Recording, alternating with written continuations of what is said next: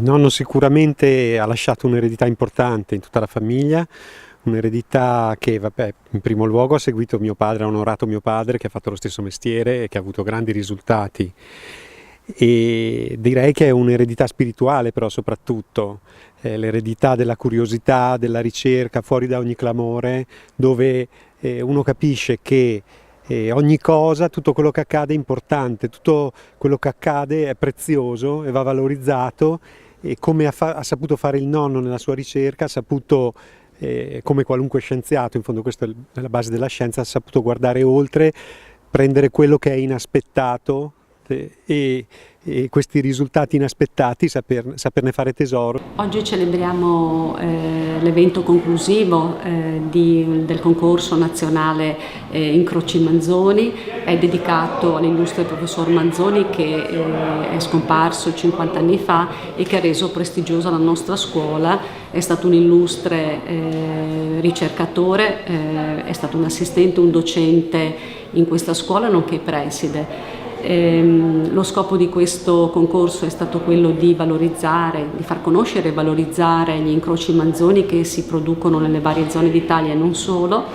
È stata un'iniziativa di grande successo, lo dimostrano i numeri per quanto riguarda la partecipazione sia delle aziende sia dei vini che sono stati messi a concorso e che poi hanno avuto il riconoscimento e la premiazione. È mio dovere ringraziare tutti coloro che si sono spesi per questa iniziativa che ci ha impegnato per mesi, sia coloro che l'hanno promossa, organizzata e attuata, sia coloro che l'hanno sostenuta anche economicamente. Luigi Manzoni è stato un uomo che ha segnato profondamente non soltanto la storia di questa scuola ma dell'intero territorio. Sì, proprio sì, anche perché al di là di tutte le sue ricerche di carattere genetico, scientifico, la sua produzione di incroci Manzoni oggi è una realtà in tutto il mondo.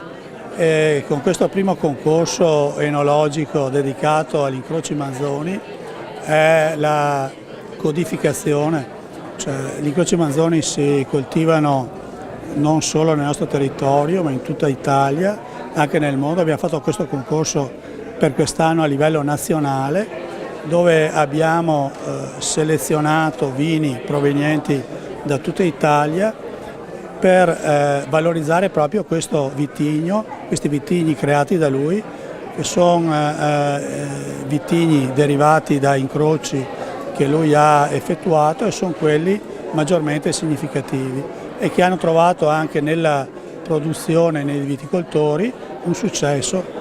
Quello, diciamo così, più conosciuto è il Manzoni bianco, il 6013, e poi però anche tutti gli altri incroci Manzoni. Se fosse vivo il professor Manzoni, cosa penserebbe di questo boom del Prosecco? Ma